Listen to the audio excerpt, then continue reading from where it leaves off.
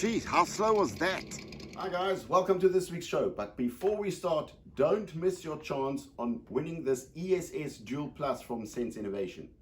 It is the coolest sound simulator in my eyes on the market today. So subscribe to the channel and you could be the lucky winner. So we're going to raffle this off on the 27th of November. Yes. So it reaches you in time for Christmas. So let's get back into today's video. So today we're talking about portals, not the dimension portals. Okay, the portals is portal axles. Okay, portal axles of the TRX4 Sport. So in my crawler group, there's a lot of talk about the portal axle input shaft at this time. I don't know why, but it's a massive subject all of a sudden. So basically, people are saying it is a weak point of the TRX4 Sport and the TRX4. So the basic idea that everybody's having is to stock up on a portal axle input shaft for the front axle and another one for the rear axle because they are different. Now that kind of got me thinking, is it true? I've been running my car for over a year on the channel and it's gone on a lot of trail runs, and it even does a lot of trail runs off camera. Now I need to add to this, my car doesn't go on any skate parks. It does crawling, it does a couple of speed runs every now and then, it rolls down a mountain, and that's about it. So having that said, I'm going to open up the axles and see what condition they are in, and then we're going to clean them up, maintain them, and put them back together. Just going to release these two screws, top and bottom, so that I can get the complete housing out of the axle.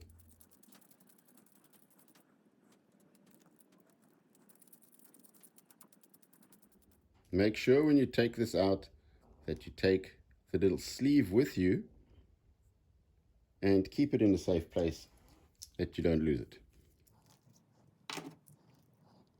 So to release the housing, I'm going to take off these two screws in the front and these 6 in the back.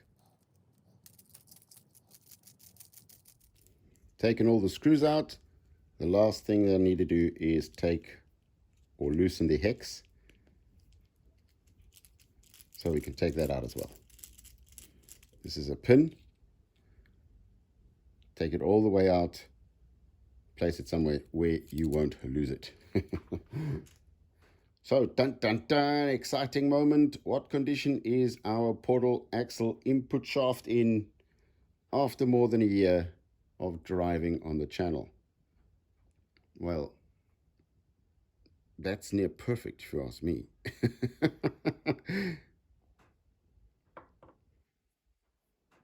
Now, please remember, I don't do any bashing or skate parks. This input shaft has no wear and tear whatsoever. So basically, I'm just going to clean this out, re-grease it, give it a bit of maintenance, and put it back together and go to the other side. Just taking a microfiber cloth and getting rid of anything that could cause a problem, although there isn't anything in here. This is actually very sealed. The unit is very sealed, and even the back bearing is doing a very good job of not letting anything in to the housing. Just going to add some grease to it, make sure everything runs smoothly, and don't forget to grease the housing as well. Make sure everything is greased with a nice layer, not too thick.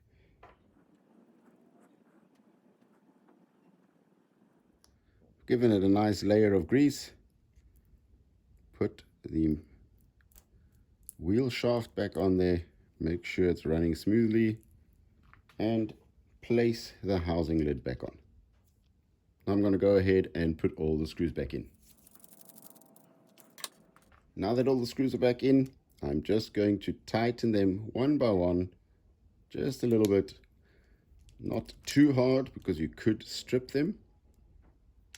As soon as you start feeling a little bit of tension, go a little bit more and then leave it. I'm crossing it over, just kind of like on a real car. And that's it. Running smooth. time to put it back in and go to the next one. So the drive shaft is splined at the inside where it goes to the diff. Wow, that was a bit too easy. Okay, hang on. I actually wanted to demonstrate that you need to just turn it a little bit until it slides in. So if you turn the diff, eventually it'll just pop in, and then you can put your screws with the sleeves back into its place.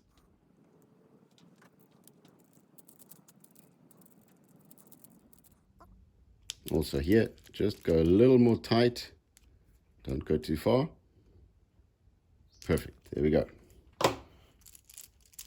Now here I have the other one on the other side. Let's see what condition this one is in. Okay, dun dun dun, number 2. My gosh, looks a little dry, but other than that, that input shaft is also still in a perfect condition. So same thing, I'm going to clean it up, put a bit of grease in there, maintain it, and put it back together.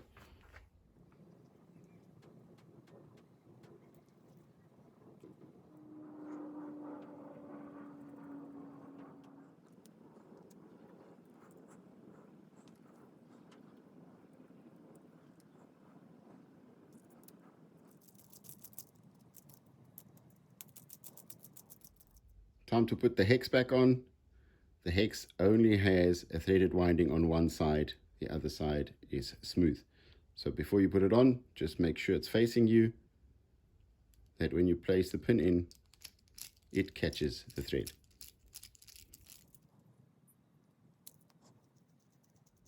And the same thing here, slide the shaft in,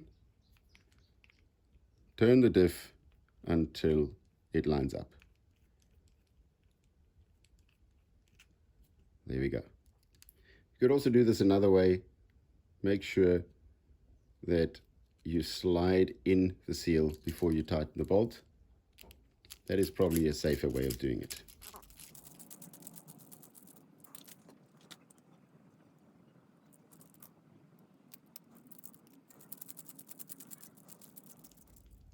And put the steering linkage back on.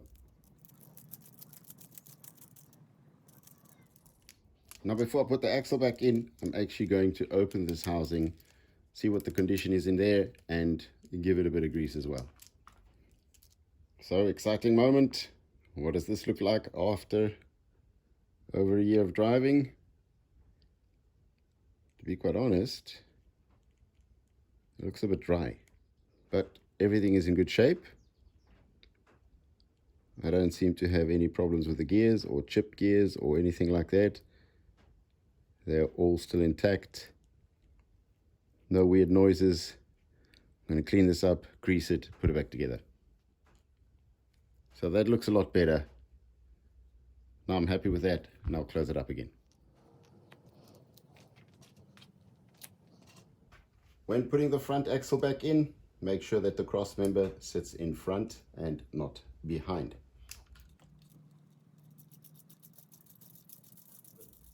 Now before joining this sway bar and the shock absorber, make sure you fasten the stabilizer sway arm in the center of the axle.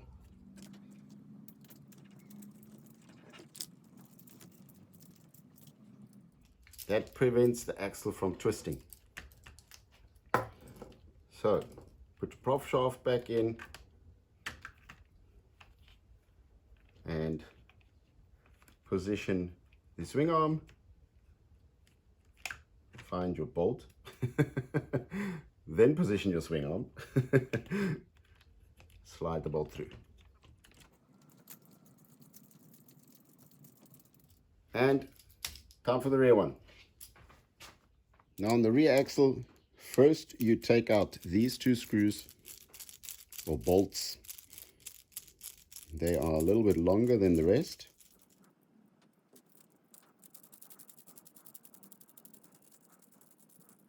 And that enables you to pop off the portal axle. Now it's the same. Take out the 6 bolts at the back and the 2 in the front. So all the bolts are out. Let's see the condition of the rear axles. Also, first impression, it seems a bit dry, but there's no damage to the actual portal gearing.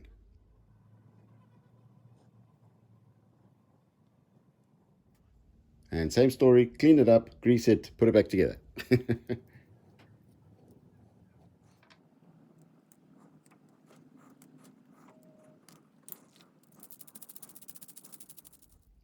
And the last one. Ah, man.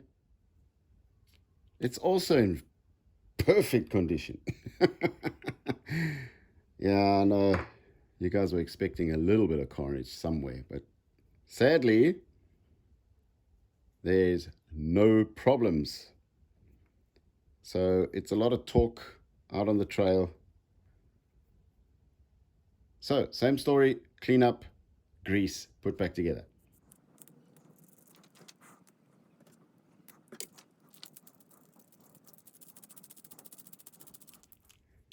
And last step, let's see what's happening in the diff.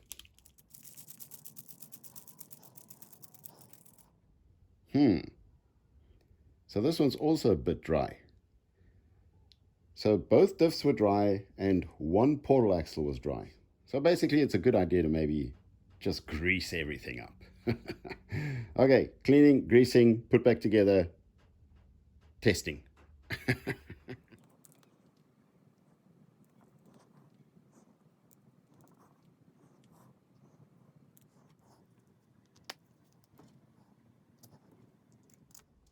So to fit your rear axle again, take the 2 outer swing arms, place them down, take your bolt.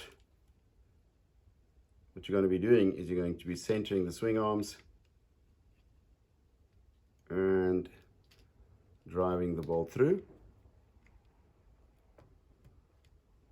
That's the basic idea. Can we still put the prop shaft in? Just. There we go. And tighten up the bolt. Now, bring your shock absorber up. Slide the bolt through. Center the other swing arm. And slide the bolt in.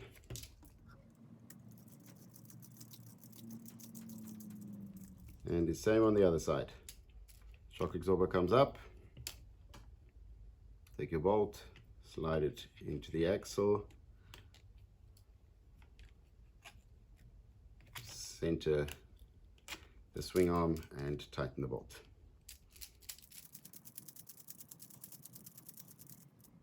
Done. Whoa.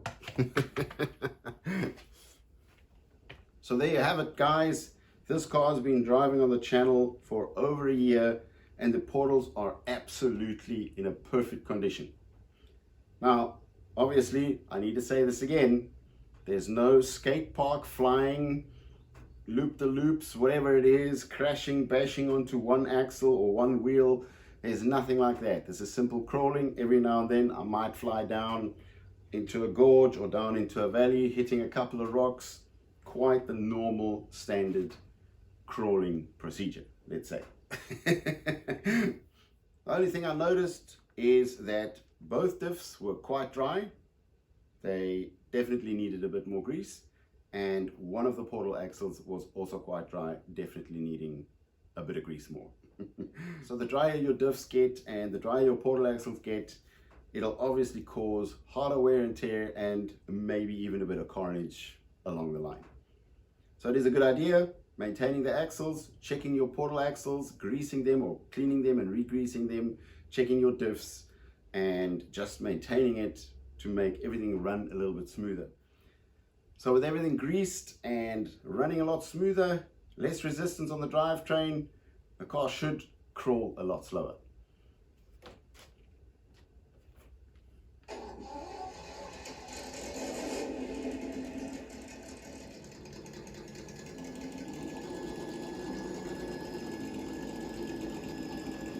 There you go. It's not a bad crawl in my eyes. Whoop. Let's stop there. Okay guys, that's it for me this week. Thanks for watching. Hope you enjoyed it. Give me a like, subscribe to the channel, and we'll see you guys next week. Bye. So remember, don't over tighten those bolts, and don't wear beige pants when you're working on your crawler.